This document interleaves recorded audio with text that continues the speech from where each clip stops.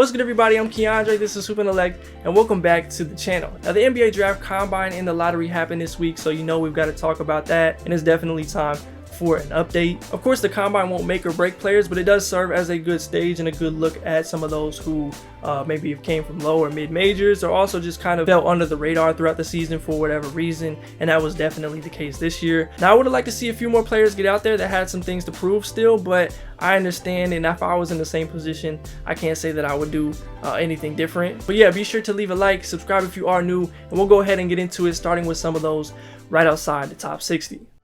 Those on the left are in order and finish out the top 80 prospects, and the rest are more roughly listed. I really like Jalen Clark as a player. It's just down to the Achilles injury for me, especially being a bit more guard size than wing.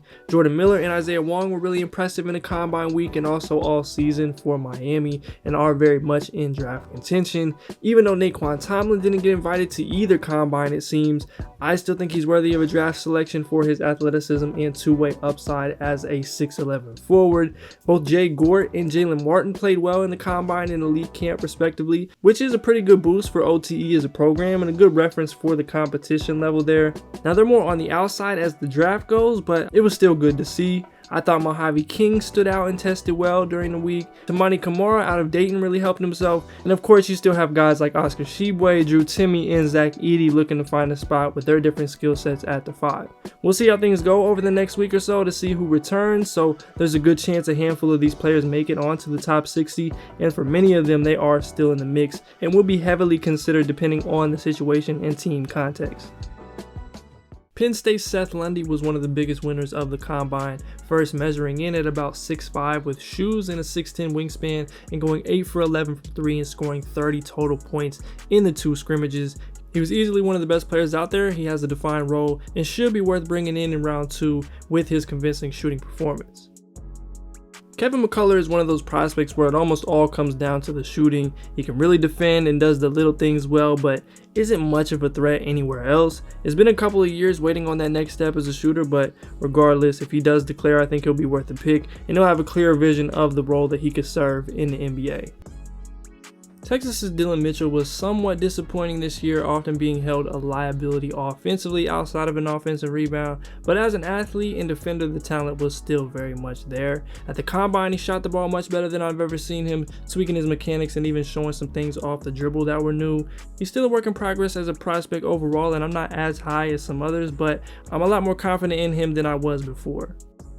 I still think Amani Bates is worth a draft pick. He's 6'9" and is a high-level shooting talent, and the tough shot making still pops at times. Of course, athletically, physically, and defensively, he is pretty far behind, but if you can get him to buy in and lean into a role and grow from there, I think there's a possibility he could shine in the future. He was solid in the scrimmages and drills and didn't do too much outside of the flow, and he's still super young and not worth just completely writing off yet to me.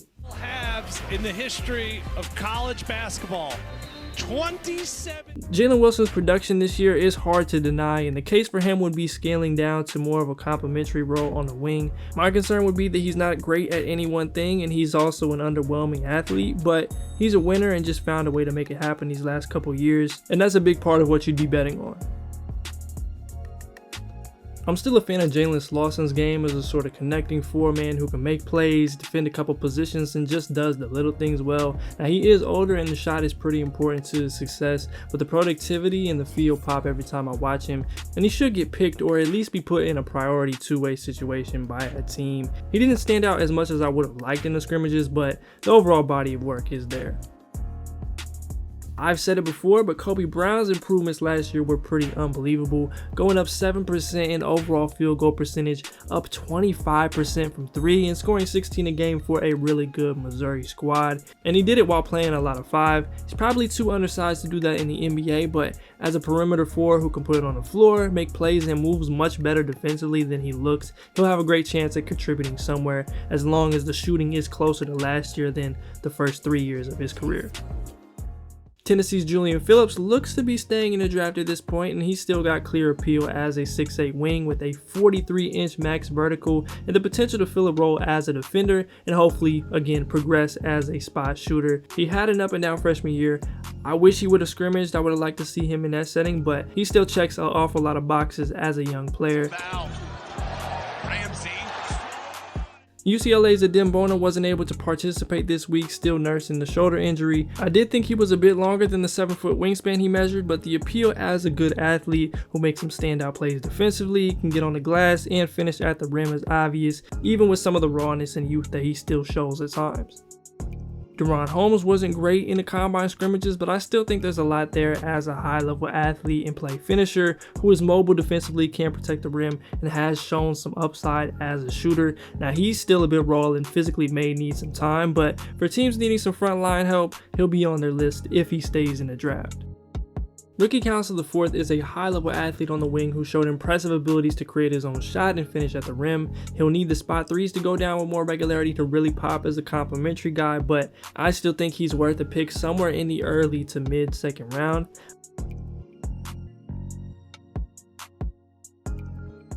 Keontae Johnson will know if he's medically cleared sometime soon, so hopefully that goes in his favor. He's a bit of an undersized wing, but is physically built enough to make up for it. He's got a well-rounded game. He can shoot the three, he can make a play, he can guard a couple positions, and I think he has the potential to carve out a role in a rotation as a complementary type of wing. My guess would be Trey Alexander returns to Creighton to increase his stock in a big way, but I already like his game a lot as a combo guard who improved tremendously as a passer and defender over his 2 years. He also measured a 6'10 wingspan at about 6'4". I think he deserves a little more love than he's received, but that may just come next year in a much different class. Mike Miles remains as a second-round guard as a dynamic creator and someone whose improvements this year still fell a bit under the radar to me. He put up 18 3-and-3 while improving 14% from 2, 7% from 3, and leading TCU to another successful season. He's still crazy young, being just 3 months older than Brandon Miller as a 3-year college player, and the well-rounded nature of his game keeps him in this range. Now, to me, the biggest winner of the combine was Marquez Olivier Maxence Prosper. He was by far the best player in the first scrimmage, showing off his high motor, defensive versatility, and activity around the rim. He played well in the drills, he tested and measured well, and he's elevated his draft stock quite a bit. He's got some other questions about his shot that'll determine his NBA success, but I like his game and what he brings to the table. I'm curious to see how Jaime Jaquez will adjust to being more of a true wing, shooting more threes, and if he can keep up consistently out on the perimeter on defense. I think there are better options in the first round, but at a certain point, he's someone whose feel and craftiness over the last few years are worth giving an opportunity and betting on him to figure it out. Terrence Shannon Jr. has been on the draft radar for years now, and I think he'll finally hear his name called in June. He's one of the best athletes in the class on the wing and has a knack for defense. He has some potential as a slasher offensively, and though it's a work in progress, he is a better shooter than he's given credit percentage-wise. And for all that, I think he belongs in that top 40 area as a potential early second-round pick. I have better explanations on the tiers next board. I'm still kind of working through and workshopping some of them, and I'm kind of pressed for time right now, so take them with what you will. The ones at the top will remain the same. Maybe we add one more somewhere, but I'm keeping them somewhat loose for now, and we'll revisit with more time to spend at the end. Another big winner of the combine was Ben Shepherd, and at this point he's the type of guy who that event is truly made for. He had an outstanding season at Belmont, but being in the Missouri Valley still had you questioning the competition level to a degree, but he proved himself on both ends, playing solid on day 1 and then exploding for 25 points on day 2. He's a 6'6" off guard or wing who can really shoot it, plays within the team, and is solid defensively, and that's always a combo that'll intrigue teams in the second round. Until February, the idea that Wake Forest's Bobby Klintman would declare and stay in the draft after his freshman season felt pretty unlikely. I had him as a top 45 guy coming into the year, but the production and comfortability in his game wasn't quite there to the point I thought his stock would be maximized in this class, but he had a really good finish, and as a 6'9" wing/forward that we've seen knock down threes, intrigue defensively, and make plays for others in a FIBA setting, he was always going to have NBA interest. He pulled out of the combine completely, which sparked a ton of rumors about a promise somewhere, and though I like him and wouldn't mind a team in the early second or one with multiple picks in the first taking a swing on his upside, the lottery buzz out of nowhere is a little premature to me for someone who still has a lot of growing and proving to do in most areas. Trayce Jackson-Davis has been one of the most prominent players in college basketball the last few years in Indiana, and though he'll be playing a much different style in the NBA, there's enough there to buy as a contributor. He's very good around the rim, he's a great athlete, he made great improvements as a playmaker and defender over his career. He is still somewhat undersized, but I like him quite a bit as a rotation big. Even with some of the three-point shooting concerns, I think Judah Mintz's creativity and pace off the dribble both as a scorer and passer is next level stuff. He's also solid defensively and played well at the combine. Overall, I think he's worth a pick in the top half of the second round, and if he were to return to school and progress as a three-point shooter, he'd certainly go much higher than that in 2024. 2020 history a little bit. I'm looking forward to it, Joe. UConn's Andre Jackson Jr. is just a winning player. Even in the combine setting, he didn't force anything, he just played his game and continuously made plays defensively and as a playmaker in several different ways. He'll need to be in the right position and system to maximize his game if he stays similar as a shooter a la Bruce Brown in Brooklyn, but I do think he can eat space as a screener on DHOs, on cuts, just getting creative. But in total, the defense, playmaking, and athleticism are worth giving him the opportunity. Nikola Jurisic last had some convincing performances in the ABA U19 championship, going for an average of 22-9 in 2 games and showing off his skill set as a legit 6'7", 6'8" wing with the ability to make plays off the bounce and make plays for others. I think he's been a bit underrated at times, by myself included, but some of the stuff that he does and potential he has is late first round, early second type of stuff. Tristan Vukcevic was another one of the biggest winners of the NBA Draft Combine, showing off his elite shooting ability and agility for a 7-footer in the first scrimmage before shutting it down on day 2. He hadn't got a ton of time the last couple years as a teenager in the EuroLeague, both with Real Madrid and now Partizan, but when we did see him out there, he always popped in my opinion. I think he's solid defensively and a better mover than he's given credit. There are some worries about where he plays best at the 4 or the 5, but he's back in a range he should have stayed in earlier in the year. I like that this game is a little more tightly contested than the first one. Jaquavion Smith still has a ton of value as an electric combo guard shot maker, and even with some of the concerns about him defensively, especially weighing in at 163 pounds and some of the decision making, his talent here is hard to deny. Smith, he managed to turnover, 3 ball. He's going to be productive.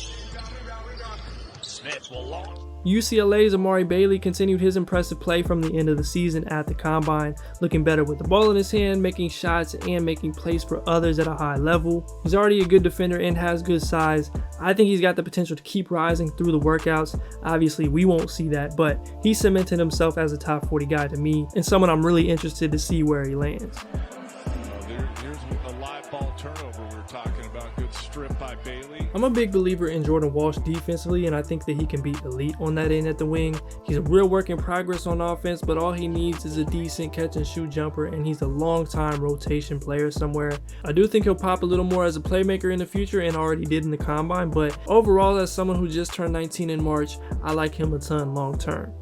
Walsh all over. He's trying to get something going offensively. Walsh along the baseline. Gonzaga's Julian Strawther remains somewhat underrated to me. A 6'7" wing shooter we've seen be effective in his role for the last 2 years for a great team and has improved defensively, just makes sense as an NBA contributor, especially in that late first, early second round range. He can also get to the floater and attack the closeout. I think he'll find his way into a rotation, and that's all you're really looking for. Marcus Sasser is just a solid bet to be an NBA contributor. I've been lower on him just given what it takes as a smaller guard in the NBA and especially as an upperclassman, but he's well-rounded, he's a big-time shot maker and shooter and defends at a solid level at the point of attack, and with some of those concerns included, that's good value in this range.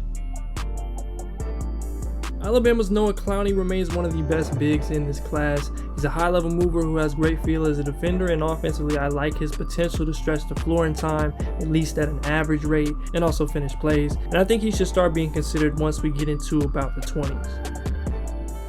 I really like what Ryan Rupert can do as a defender as a 6'7" wing with a 7'2" wingspan, and the tools are there to be very good on that end. But for all the lottery buzz he's received throughout the year, you'd like the offense to be much further along than it is. Like, honestly, I prefer what Ousmane Dieng did in the same league a year prior, and he was super raw himself when we saw what he did this year. So for that side of the ball, Rupert is more of a late first round type of prospect, but still intriguing nonetheless.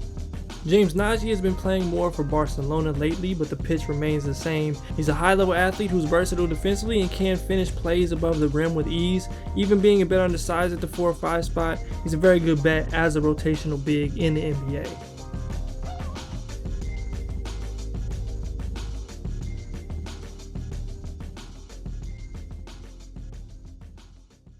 Kobe Jones is someone to be confident in as a contributor in the NBA. He's a 6'5", 6'6" off guard or wing who has really improved as a shooter over time and is a high level defender. He's a solid secondary or team playmaker as well, and I just think he finds a way to stick with the well-rounded nature of his game and the improvements that he made as a shooter.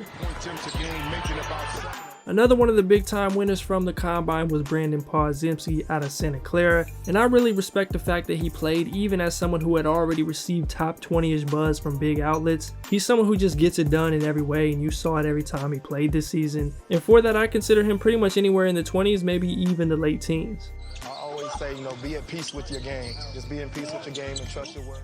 Another one of those really good bets to contribute is Iowa's Chris Murray, and there's a case to be made that he should be higher than this for his well-rounded abilities on the wing. Someone who can guard a couple positions, knock down a shot, and put the ball on the floor at times. He's just a solid player, and though he's older, I think he's someone that could find himself pretty high in a rotation early. Max Lewis is still one of my favorite prospects in the class. I really wish he would have taken the Jalen Williams route and played in the scrimmages. I think he could have really helped himself, but at 6'7" with a 7-foot wingspan, is a super fluid mover and a guy who has high upside as a scorer, shooter, and athlete, and does it well within the context of an offense, is what keeps him around this range for me, even with the defensive concerns and Pepperdine being a bad team. Turn up the heat defensively. Here's Lewis working on the Cougars' best defender, Spencer Johnson. I can't remember too many prospects who had a wider range of opinions than G.G. Jackson does right now. I know some people who like him as high as a top 5 to 10 and cite his youth as a big part of that, and others like him all the way in the 30s. Now the tools and the skill set are there to the point that I think he's got to be around his range for me, but I've long been concerned about where he best makes a low volume impact, or at least would have the reps to explore certain things, but the talent he has is difficult to let fall too far. Nick Smith Jr. might be the toughest guy for me to rank, just given his combination of injuries and trying to determine how much of that contributed to an underwhelming season. I've already had some questions in the rim pressure and on defense, but he came into the season as a top 7 guy for a reason and can't go too much further than this for me as a scoring combo guard. I didn't see it happening for a while there, but Leonard Miller has pretty much regained the buzz he had in last year's cycle, getting consideration as high as the top 10 from some. I can't quite get there, and we'll go into detail on that soon, but a legit 6'10" forward who is a fluid mover, can guard a few positions, and finishes plays at a great rate. He's got a path to contribution while maybe still having some untapped upside, and produced very well down the stretch of the season in the G League. CD Sissoko was a real riser for me over the course of the season, and I think he continues to be a bit underrated. There aren't a lot of 6'7" guys with his combination of movement ability, defensive upside, and connected passing, and I'm also a buyer in his shot being respectable long term. He's not that point guard that he was billed as coming in, but he makes a lot of sense on the wing and could be great value if he falls all the way to the 30s like he's often been mocked. Bilal Coulibaly has gained a ton of buzz over the last several months, and rightfully so. He's worked himself into a legitimate role for Mets 92 over the season and showed off great upside as a defender, and just in finding a way to contribute on offense and doing it efficiently in every single spot. He's got good feel, he's a good athlete, he makes winning plays, and he won't be waiting too long to hear his name called if he stays in this draft. I think Brandon Miller is going to be a very good player in the NBA, and he's in this spot for a reason. He's a high-level shooter who can make some plays for others and is solid defensively, all at 6'9". That's got to be what you lead with. But I'm still pretty hesitant in calling him the next star wing as the next Jason Tatum, Brandon Ingram, or Paul George. I just didn't see that level of creator or the same tools, especially at the same age. But I'm very comfortable in his skill set and his floor as a player, and he's a justifiable pick anywhere after 2.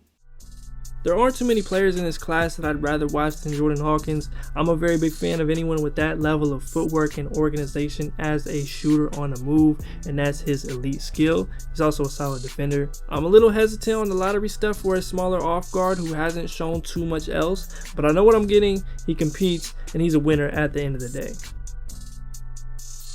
The case for Derek Lively is a pretty easy one. He's a high-level rim protector who would be the best available in many other classes. He's a good and mobile enough athlete to run a few coverages in the pick and roll, and that's a valuable archetype in the modern game. He's got work to do as a screener and has to grow offensively outside of dunking the ball, and maybe that comes in the form of shooting the 3 more, but there's a clear pathway to him being a high-level contributor in the NBA. Duke's Tariq Whitehead is having another surgery on his right foot to fully repair his initial injury that kept him out for the beginning of his freshman season. Now there's two ways that you could look at this. Acknowledge that he was playing hurt all year and was still effective and shot the ball better than we've ever seen him, while still not looking nearly as spry as the guy that we saw in Montverde. Or you could be worried about the piling up of his injuries as an 18-year-old. I'm a bit cautious, but I align more with the first one, and I still like his game a lot as a 6'7" wing with potential to be high impact on both ends, and will be willing to bet on him in the teens. It's hard to see a 6'8" shooter who can make something happen off the bounce in the way Jet Howard can straying too far from the top 20. I do have some real concerns defensively, but I know what I'm getting out of him, and I'm confident in his skill set expanding at the next level. Dickinson with it. But Michigan is 8 of 13 from the three-point line. They were just 3 of 20 against Michigan State.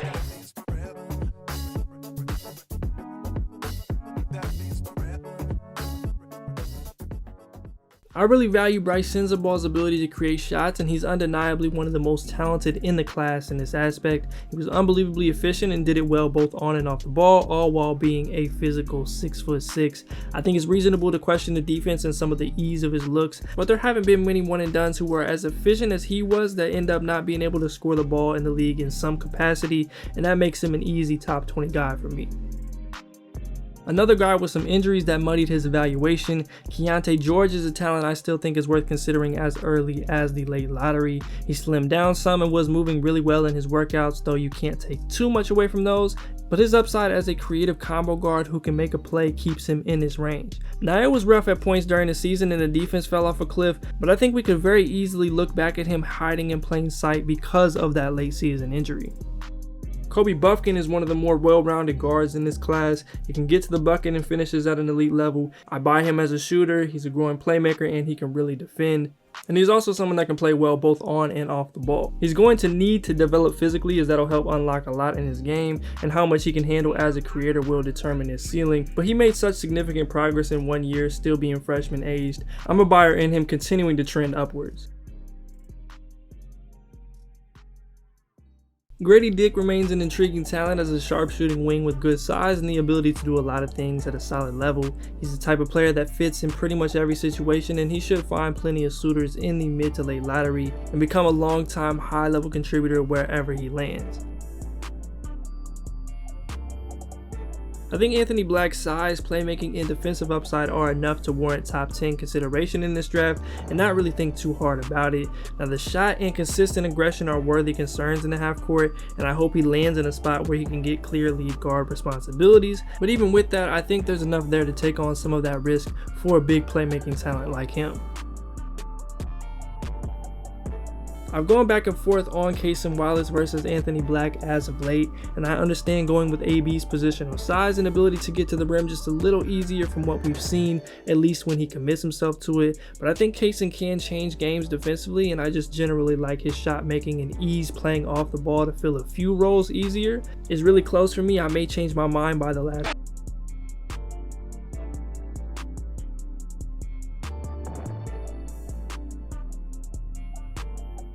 Taylor Hendricks continues to gain fans as we get closer and closer to the draft, and for a good reason. He brings a pretty bankable skill set to be a high-level contributor at the next level with his defensive versatility and three-point shooting. The interesting thing with him is gauging his overall upside in terms of creation and doing much more beyond finishing plays, but we know what he brings to the table, and it's easy top 10 type of value to me.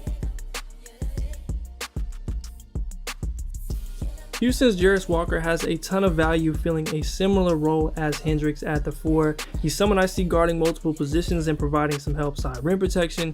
The separator for me is in his abilities as a playmaker and the creation flashes. Now you can make a case a guy like Hendricks is just better at fulfilling the role they'll most naturally play in terms of the shooting and being a little bigger, but I like Jarris, and I think that he'll garner interest as high as Detroit at number 5.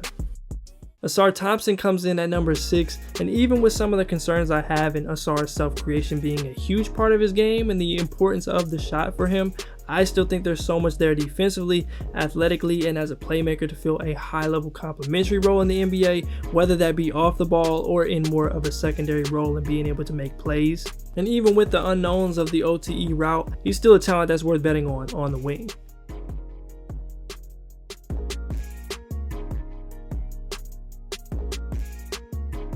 I think Cam Whitmore is someone who should go in the top half of the lottery as a high-level athlete and physically imposing wing with real self-creation potential. He'll need to improve as a playmaker and decision maker to maximize more of the on-ball stuff, but the play finishing and off-ball play is there, and I continue to be fairly high on him as one of the youngest players in the class. Even with some of the concerns in Jalen Hood-Schifino's ability to shoot the three consistently to maximize off ball, or in getting downhill enough as a lead creator or creating much outside of the pick and roll, I still think there's more than enough there across the board to make an impact. He's got good size and a +6 wingspan, he's a solid defender and a talented playmaker, and he should land somewhere between the late lottery and early 20s because of it. Back to Miller. Thought about the shot. Ooh. Creating space for it. I always come back to Amin Thompson's dynamic abilities as a playmaker, both in passing and just putting pressure on a defense as a driver. He's also 6'7" with a 7-foot wingspan and a 40+ inch vertical, and has shown high level flashes defensively. So even with the shooting concerns and again some of the uncertainty that currently comes with OTE or being a little older, I still like him a lot as a prospect, and I'm really hoping he lands in a spot that's perfect for him and his skill set, even if that means he falls a little bit in the draft.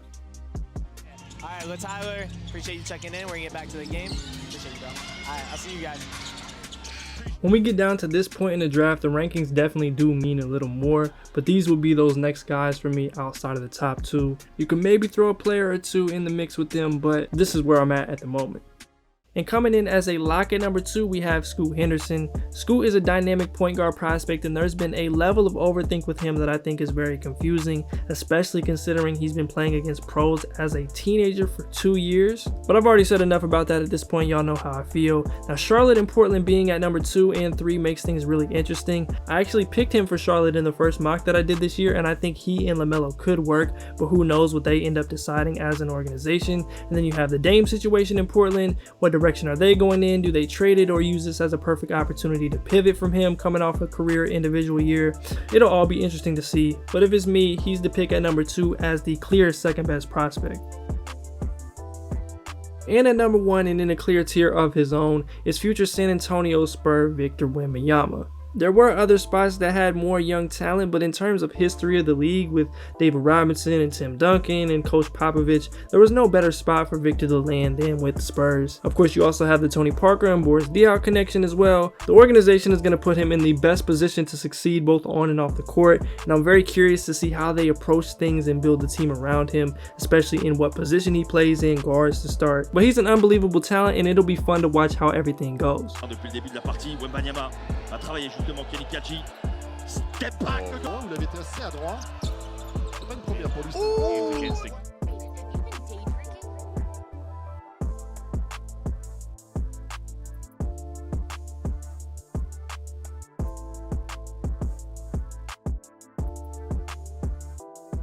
I appreciate y'all for watching. Hopefully you guys enjoyed one of the last boards of the year. I'm gonna try to do one more before the draft, and then definitely do another mock or two as well. And then obviously the scouting reports will be coming out until draft day as well, so stay locked to the channel for all of that. I appreciate y'all's support on the channel lately. The numbers have been going crazy, but yeah, be sure to leave a like if you enjoyed, subscribe if you are new around here, and leave a comment down below with some of your favorite players in the draft, some guys you want your favorite team to target, and everything in between. As always, I'm Keandre, this is HoopIntellect.